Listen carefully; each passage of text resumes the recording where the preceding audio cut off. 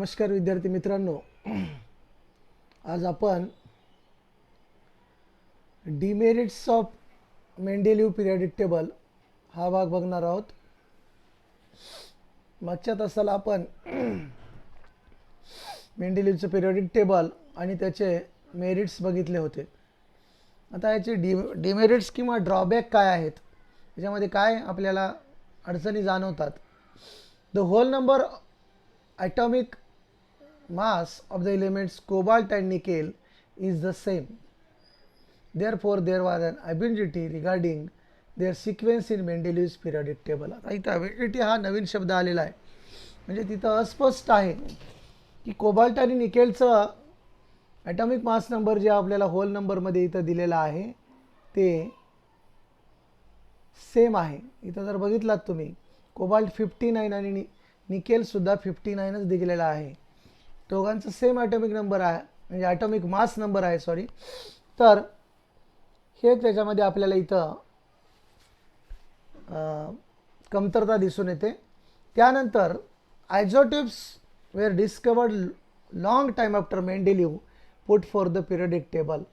As isotopes have the same chemical properties but different atomic mass number, a challenge was posed in placing them in a Mendeleev's periodic table. आणि आयझोटोप्सचा जो discovery आहे आयझोटोप्सची ती मेंडेलिव्हच्या नंतर कितीतरी याच्यानं झालेली आहे.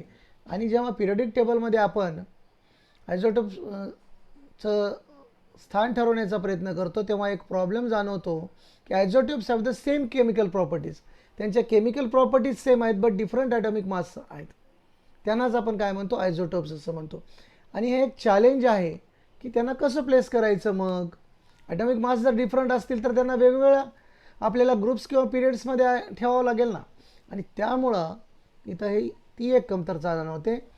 त्याच्यानंतर तिसरं आहे, when elements are arranged in an increasing order of the atomic masses, the rise in atomic mass does not appear to be uniform.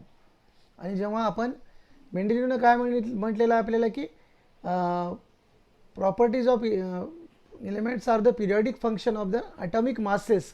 आणि त्याच्यामुळं काय केलं त्यांनी, ॲटॉमिक मासच्या इन्क्रीजिंग ऑर्डरनं त्याची मांडणी केली, परंतु त्याच्यामध्ये राईज दिसत नाही आपल्याला ॲटॉमिक मासमध्ये. आणि अरेंज केलं तेव्हा इन्क्रीजिंग ऑर्डरमध्ये आणि ती युनिफॉर्म दिसत नाही. It was not possible therefore to predict how many elements could be discovered between two heavy elements. त्याच्यानंतर चौथी एक कमतरता दिसून येते, ती आहे पोझिशन ऑफ हायड्रोजन. हायड्रोजनच्या पोझिशन बाबतीत hydrogen shows similarity with halogens group, 7th group, ह्याच्याशी तो सिमिलॅरिटी दाखवतो. For example, the molecular formula of hydrogen is H2 while the molecular formula of fluorine and chlorine are F2. इथं दाखवलं बघा, त्याचा molecular formula H2 आहे, क्लोरीनचा Cl2 आहे. In the same way, there is a similarity in the chemical properties of hydrogen and alkali metals group 1. आणि alkali metals आणि हायड्रोजनच्या properties सुद्धा आपल्याला सेम दिसतात. काय दिसतं त्याच्यामध्ये, तर formed with chlorine and oxygen. On considering the above properties, it cannot be decided whether the correct position of hydrogen is in the group of alkali metals 1 or halogen group. 1 मध्ये ठेवायचं का 7 मध्ये ठेवायचं, हे प्रॉब्लेम. इथं जर बघितलात तुम्ही, similarity with hydrogen and halogen इथं दिसून येते आपल्याला. H2Cl2 कंपाऊंड्स विथ मेटल्स केलं तर NaH, NaCl, compounds with non metals CH4CCl4 होते. आणि इथं हायड्रोजन आणि अल्कलीमधली जर सिमिलॅरिटी बघितली तर कंपाऊंड्स ऑफ HCl आहे, कंपाऊंड्स ऑफ NaCl, इकडे H2O, Na2O, H2S, Na2S. अशा पद्धतीची सिमिलॅरिटी जी दिसते. मग त्यांना स्थान कुठं द्यायचं, तर आपण पिरियडिक टेबलमध्ये 1 मध्ये दिलेलं आहे, परंतु 7 मध्ये का नको, अशी एक कमतरता दिसून येते. पण त्याच्या पुढचा भाग जो आहे, मॉडर्न पिरियडिक लॉ. मग the scientific world did not know anything about the interior of atom when Mendeleev put forth periodic table. मेंडेलिव्हनं जेव्हा त्याचं पिरियडिक टेबल अरेंज केलं तेव्हा सायंटिफिक वर्ल्डला ॲटमचा इंटेरियर भागाबद्दल माहिती नव्हती. After the discovery of electron, scientists started exploring the relation between the electron number of an atom and the atomic number. The atomic number in Mendeleev's periodic table only indicated the serial number of the element. In 1913 AD, the English scientist Henry Moseley demonstrated with the help of experiment doing X-ray tube that the atomic number of an element correspond to the positive charge on the nucleus of the number of positions protons in the nucleus of the atom of that element. This revealed that atomic number is more fundamental property of an element than its atomic mass. आणि मोस्लेनं आपल्या x ray ट्यूबच्या सहाय्यानं सिद्ध केलं की atomic number हा महत्त्वाचा आहे आणि ॲटॉमिक नंबर हा कशावर डिसाईड होतो तर प्रोटॉनचा नंबर किती आहे याच्यावर डिसाईड होतो. According to the statement of the modern periodic law was stated as follows. आता मॉडर्न पिरियडिक लॉची स्टेटमेंट काय तयार झाली मग? Properties of elements are periodic function of their atomic numbers. तुम्हाला मी मागे वारंवार सांगितलं की डोबेनायरने ॲटॉमिक मास घेतलं, न्यूलँड्सनं ॲटॉमिक मास घेतलं, मेंडेलिव्हनं सुद्धा ॲटॉमिक मास घेतला आणि मेंडेलिव्हनं जो लॉ पिरियडिक लॉ स्टेट केला होता त्यांनी सांगितलं होतं properties of elements are periodic function of their atomic masses. परंतु लॅटर हे प्रूव्ह झालं की ॲटॉमिक मास हे त्याचं प्रॉपर्टी होऊ शकत नाही, तर properties of elements are a periodic function of their atomic numbers. आणि मग इथं मॉडर्न पिरियडिक टेबल त्यानंतर तयार झाला. The classification of elements resulting from an arrangement of the elements in an increasing order of their atomic numbers is the modern periodic table. आणि मग modern periodic टेबलमध्ये काय केलं? ॲटॉमिक नंबरच्या इन्क्रीजिंग ऑर्डरनं एलिमेंट्सची मांडणी केली. The properties of elements can be predicted more accurately with the help of modern periodic table formed on the basis of atomic numbers. आणि त्याच्यामुळं काय झालं? एलिमेंट्सच्या प्रॉपर्टीज ह्या प्रॉपरली क्लिअर होऊ लागल्या आणि ॲक्युरेट आपल्याला समजायला लागल्या या टेबलमुळं. The modern periodic table is also called the long form of the periodic table. म्हणून या मॉडर्न पिरियडिक टेबल आपण काय म्हणतो? Long form of the periodic table असं म्हणतो. In the modern periodic table, the elements are arranged in accordance with their atomic number. Atomic number ने arrange केलं.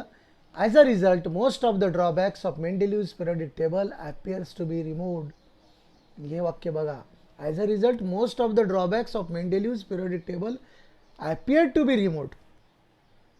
Most of the drawbacks remove झालेले आहेत किंवा आपल्याला दिसून येतात, परंतु अजूनही काही ड्रॉबॅक्स त्याच्यामध्ये आहेत आणि असू शकतात, कारण सायन्स हे प्रोग्रेसिव्ह आहे.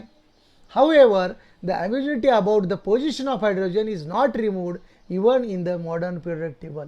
परंतु हायड्रोजनच्या पोझिशन बाबतीत जे डिमेरिट आपण बघितलं होतं ते अजूनही पिरियडिक टेबलमध्ये आपल्या मॉडर्न पिरियडिक टेबलमध्ये दिसून येते.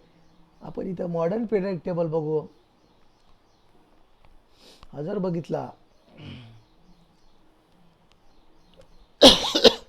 7.2 मध्ये इथं मॉडर्न पिरियडिक टेबल दाखवला आणि आपल्याला इथं बघा हायड्रोजन जो आहे आपला इथंच आहे अजून हायड्रोजन. हायड्रोजन हा ग्रुप 1 मध्येच आपल्याला दिसून येतो, त्याला आपण 7 मध्ये ठेवलेलं नाही. या अशा पद्धतीनं हे ड्रॉबॅक आपण काढू शकलेलो नाहीत असं आपल्या लक्षात येते.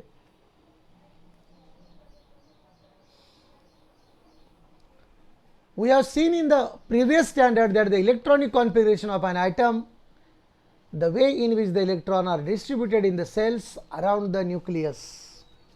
आणि आपण प्रिव्हियस स्टँडर्डमध्ये म्हणजे 8th मध्ये वगैरे किंवा 9th मध्ये वगैरे बघितलेलं आहे की इलेक्ट्रॉनिक कॉन्फिगरेशन जे आहे आपण कशावरून ठरवतो तर number of electrons present in shells. सेल्समध्ये नंबर ऑफ इलेक्ट्रॉन्स किती आहे त्याच्यावरून आपण त्याचं इलेक्ट्रॉनिक कॉन्फिगरेशन करत असतो.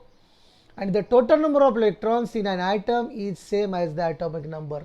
आणि total number of electrons हे atomic numberशी इक्वल असतात.